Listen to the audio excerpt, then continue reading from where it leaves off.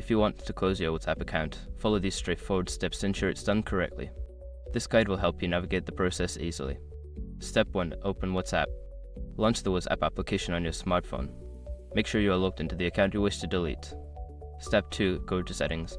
Tap on the 3 dots in the upper right corner for Android or the gear icon at the bottom right for iPhone to access the Settings menu. Step 3. Account Settings.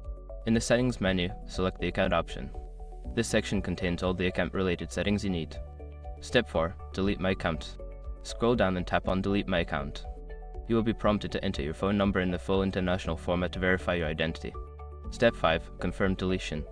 After entering your phone number, tap on Delete My Account again to confirm. You may also be asked to provide a reason for leaving. Once confirmed, your account will be deleted. Once you have completed these steps, your WhatsApp account will be closed and all your data will be removed from the platform. If you change your mind, you will need to create a new account to use WhatsApp again.